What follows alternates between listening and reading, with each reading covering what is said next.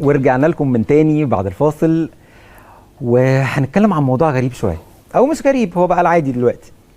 كل يوم نلاقي حد طالع بتصريح يكلمنا ان الزوجه مش من حقها تعمل كذا، ان الزوجه مش من حقها ترضع اولادها، ان الزوجه مش من حقها تخدمك في البيت ولا تعمل لك حاجه، ان الزوجه ما ينفعش ده في تصريح ان هي المفروض تنزل من غير ما تقول لك وانت مالكش حق تسالها. وكل يوم حد يطلع بتصريح واحنا مش عارفين الدنيا رايحه فين وجايه منين، وفي الاخر بيتطلقوا، وفي الاخر الرجاله يا عيني بتتشرد دلوقتي، وبقت حاجات غريبه جدا بتحصل احنا مش فاهمينها. يعني احنا بناخد الكلام بضحك وبهزار، بس لما نيجي للواقع والله بيوت كتيره بتتخرب. يعني بالفعل انا ممكن اسمع حد ويقول لك كده، وابتدي اتعامل مثلا كست مع الراجل على اني انا كده بتفضل عليك باللي انا بعمله معاك، فانت مش من حقك ان انت تقول لي اعملي كده. فلو الراجل رجع من شغله تعبان شويه واتنرفز ولا اتعصب، تروح هي عامله مشكله كبيره وهي معاها الحجه بتاعتها ان انا مش من حقي اعمل لك كذا. طبعا بنسمع التصريحات دي كلها من ناس قاعده هم اصلا ناجحين وما شاء الله عندهم الفانز بتوعهم وما شاء الله دخلهم كويس، وممكن هم نفسهم يكونوا مطلقين ويجوا يحاولوا مع الناس التانية ان هم يبصوا لهم الافكار دي، وفي الاخر بتطلع للاسف بتخرب البيوت. النهارده منورنا في الاستوديو الاستاذ محمد المصلحي، الباحث في قضايا الاسره والطفل. منورنا استاذ محمد، عامل ايه؟ الله يخليك. ايه رايك في كل الكلام اللي احنا قلناه النهارده ده؟ والله فعلا يعني حاجه غريبه جدا بتحصل في المجتمع المصري. كل واحد يعني مش تخصصه مجال الاسره او كده بيتدخل وبيتكلم، بيتدخل في اسرار البيوت ومشاكل البيوت، وبيحاول ان هو يعمل زعزعه في استقرار الاسره المصريه. احنا عندنا دلوقتي كذا حد بيطلع بتصريح غريب. انا عايز اقول لهم يعني برجاء كفايه على الرجل المصري قوانين الاسره المصريه. يعني الموضوع مش ناقصكم. ده انت موجوع يا عيني. والله العظيم طلع اللي عندنا ناس بتعاني معاناه شديده جدا في قانون الاحوال الشخصيه العنصري. عنصري ضد الاب. عندنا الست هنا بتاخد كل حاجه في القانون، سواء خلعت سواء. بس بعد اذنك الكلام ده على مسؤوليه الضيف وانا والبرنامج مالناش دعوه. هو اللي بيقول مش انا. لا قول بقى براحتك يعني كده، انت عايش. دي حاجه معروفه جدا في مجتمعنا. وعلى فكره في ستات كتير منضمين لينا ومعانا احنا. يعني طب انتوا مين؟ احنا كونا حمله كبيره ان هي تبقى مناهضه لقانون الاحوال الشخصيه العنصري ده. وانضم لينا ستات كتير يعني، وانضم لينا اعلاميين، بعض الاعلاميين، وانضم لينا محامين كتير ومحامين ستات.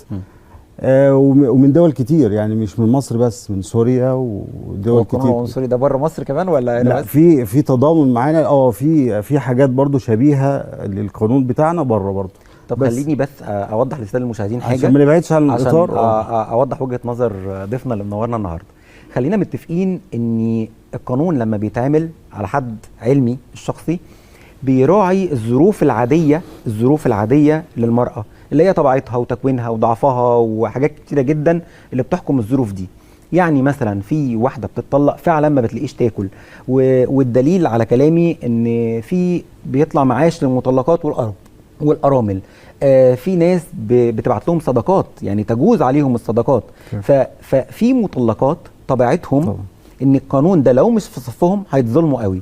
حضرتك بتتكلم على حاله تانية، وهي حاله الست المستقويه اللي بتستقوى وبتستغل ثغرات القانون وتمشيها بحذافيرها، صح ولا انا فاهم غلط؟ لا انا مش مع الست، لا انا ما بتكلمش على الست خالص، انا بتكلم على القانون اللي بينصف المراه ظالمه او مظلومه. انا ضد القانون ده اللي هو بينصف المراه ظالمه او مظلومه. القانون مديها كل حاجه.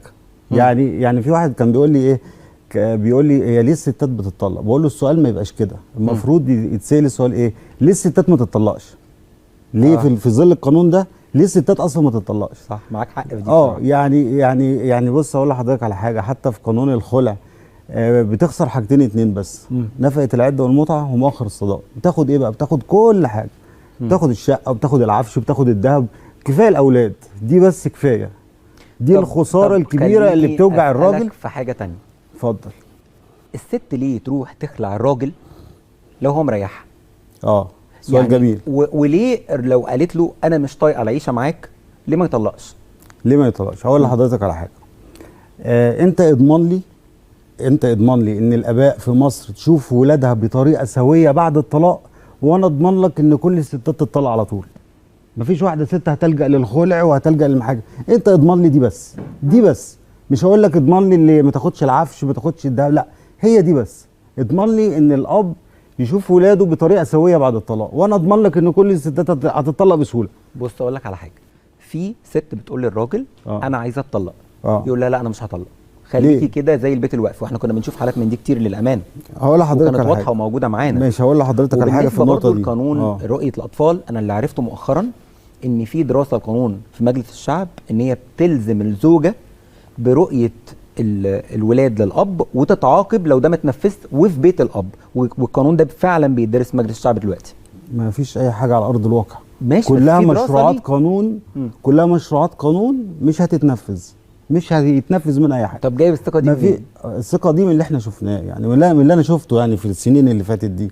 انا بص اقول لحضرتك على حاجه، انا تلتين البرلمان كانوا معايا. يعني انا لفيت على نواب مجلس الشعب كلهم، تلتين البرلمان كان معايا. انت متبني القضيه دي؟ متبنيها من زمان. من ساعه ما في واحد جاله ازمه في القلب وتوفى بسبب حرمانه من ابنه. اتحرم من ابنه بعد الطلاق، حبس نفسه في البيت، جاله مشاكل في القلب ومات. من ساعتها تبنيت القضيه ديت، وتبنيت اني انا اشارك في اي عمل يخدم مصلحه الطفل. على فكره الستات يعني اكتر حاجه، يعني الستات بتتكلم عن الطفل كتير جدا، وهم اكتر الناس بيسعوا للطلاق، ما تعرفش ازاي. طب بتسعى للطلاق ليه؟ ما خلينا منصفين. اقول لحضرتك برضه، اقول لحضرتك على حاجه دلوقتي. لو بنتكلم على منظومه الزواج من البعد النفسي، دلوقتي الواحد لما بيجي يتجوز او الواحده، كل واحد بيفكر هياخد ابن التاني، مفيش حد بيفكر هيدي ايه للتاني. هو منظومه الزواج بتفشل في الغالب بسبب كده، ده البعد النفسي. تعال بقى في الشق القانوني. في الشق القانوني ان الراجل انت هيطلع عينك بعد الطلاق، وانت هيتفتح لك مغاره علي بابا. الست ما تطلقش ليه؟ انت قول لي، يعني ده البعد. جبت لك الايه، جبت لك الحاجتين. اقول لحضرتك على حاجه تاني اخيره. الست اللي هي بتعاني في حياتها وتفحط دم مع اولادها، تفحط دم في الحياه الزوجيه، هي دي اللي ما بتطلقش. ده من دراستي، من فكري في الموضوع، من تدخلي في موضوع الاسره، قانون الاسره. بص، هو الموضوع ده عشان نكون معاك هو محتاج كلام كتير، هو موضوع كتير كبير جدا، موضوع كبير ومتشعب. انا عايزك تديني كلمه، يعني كلمه نلخص بيها الموضوع، كلمه تنصح بيها الازواج. انا مش عايز منك نتكلم عن الدوله خالص او القوانين، خلينا ننصح الازواج بكلمه او الزوجه بكلمه في رؤيه الولاد. كلمه اخيره للزوجه ولا للزوج؟ للاثنين يعني. للاثنين. اقول للزوج يعني ما يتكلمش كتير عن مشاكله، يعني مشاكله تبقى داخل البيت بس، ولا حتى اقرب الناس ليك يعرفوا بيها.